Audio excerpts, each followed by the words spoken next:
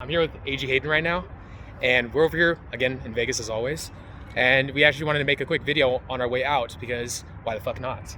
So that's what we're doing. And what we want to talk about today is why toxic masculinity is actually good for you and why everybody else is wrong. The frame's cutting off the... No, it's not. Definitely not. You need to see your beautiful hair. Probably like that. Yeah. And they're going to make fun of it if you put it on TikTok. There's no way this guy gets girls. He has a receding hairline. All right, anyways, let's continue with this.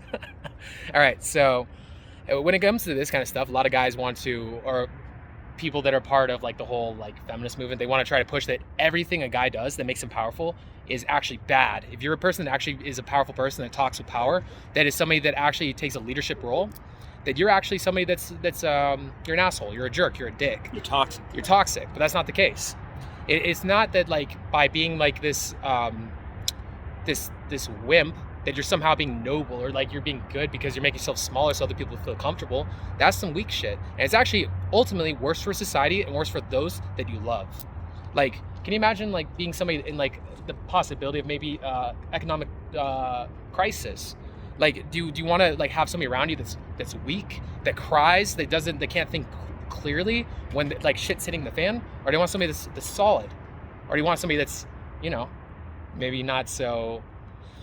Maybe would you rather have James Bond helping you out in a certain situation, or would you rather have situation? So it's a first world problem. The idea of toxic masculinity is a first world like privilege, basically, that you can think that way because you're not in a dire situation where you would want men, like if things are really going down, if there's a war, there's a serious crisis, things like that, or you're in a very poor country, you need men who are driven, who are willing to take risks, who are willing to take the lead, willing to be aggressive in certain situations, guys who are disciplined, guys who are stoic, not emotional, who control their emotions, who don't react to external things, they don't really give a fuck what other people are saying or thinking, and they're in control of their own world. But those are considered toxic masculine traits.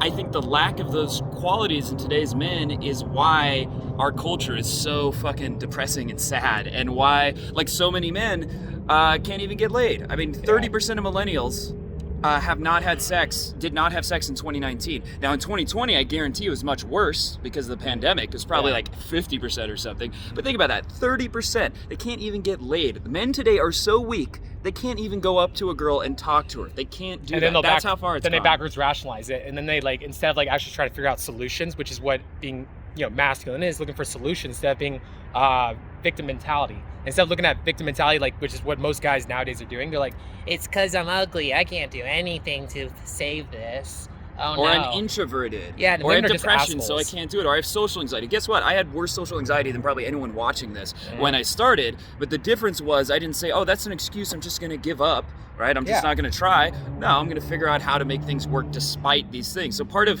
toxic masculinity, part of the traits that go along, like you think John Wayne, James Bond, like that, those masculine archetypes, part of it is they find a solution to whatever goal or problem they want to solve. They're going to do whatever it takes to oh, that's a good angle. Your arm getting tired? Yeah, I haven't worked to solve that problem. They're willing to take risks. They're willing to do things that may offend people. They're willing to do things that are like politically incorrect. They don't let other people dictate their reality. And what the men who are no longer toxic, their reality is entirely being dictated by, you want Jesus in the frame? I was thinking about what you're saying. Yeah, we're in front of a church, in case you're curious.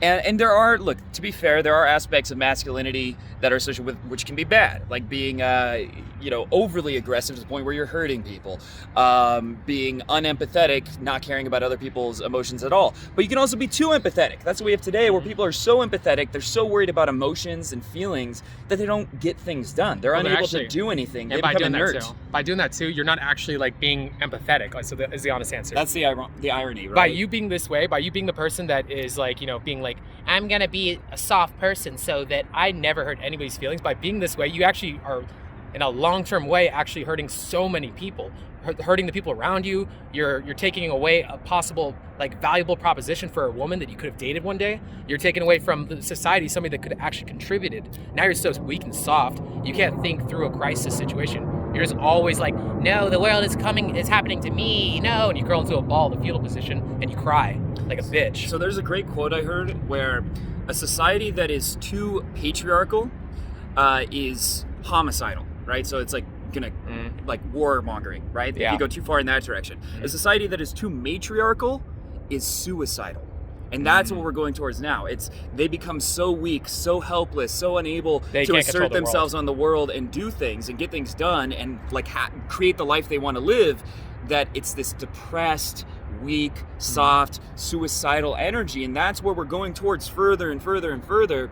And hopefully at some point the pendulum swings, but in your own life, you can't rely on waiting for the social narrative to change. You got to think like, am I being a part of this dynamic where I'm being taught to be helpless, I'm being taught to make excuses, I'm being taught to put my emotions above my goals, above discipline, above values, masculine values that lead you to personal success and happiness. Well, and I'll put it like this too. So we were coming out here to game today, and the reason we're even shooting this video is because I didn't want to shoot a video out here on this spot, and I felt resistance because there were people over here already shooting videos and stuff like that, which now they left now that we start talking. Yeah, feel my toxic masculinity. Yes, run, cower. Anyways, so with me, like we pushed against that, and a lot of the reason we actually were having a debate, well, not even a debate, a conversation about this on TikTok. I had some girl in a live start complaining because I was showing like Tombstone how the guys move in a way that makes them attractive to women, and she's like, "Don't be teaching this toxic masculinity." And I was like, dude, there is nothing wrong with having powerful movements, talking in a way that makes you heard, that makes you want to be listened to. There's nothing wrong with that. There's nothing wrong with being a strong person. Like it's like hitting the gym by getting abs. Now you're putting yourself above somebody else. Somebody else is gonna suffer because you got in shape. How about you actually are inspiring people now to become that person? Like why is that not the answer? Like by you acting a certain way, why aren't you inspired? Why is it the idea that you're not inspiring somebody to also, in the same way, learn from this? And the light's now dying. So you want to wrap it up? I mean, look, so there you go. That's why society needs more toxic masculinity. There's a lot of aspects of the qualities that are considered toxic that are actually good, like being in control of your emotions, being willing to take risks. Like a lot of masculine traits, we need more of in society. We've lost them. And if you have them, if you can adopt them, because so many other people don't have them, you're so far ahead of the curve, and you have so much advantage. It'd be so easy for you to, like, if you want to get rich, you want to get laid all the time, you want to get whatever the fuck you want, you will be able to do that because you're competing against a bunch of soft motherfuckers. Yeah, to be honest, it's so easy nowadays becoming like attracting women, getting money, because there's no competition. So like, why aren't you taking those actions? Why are you like making all the justifications for being a victim? Quit being a pussy. That being said, peace. Redefine, that's what they call me. Promise that you never be lonely. Redefine, that's what they call me. I promise that you never be lonely.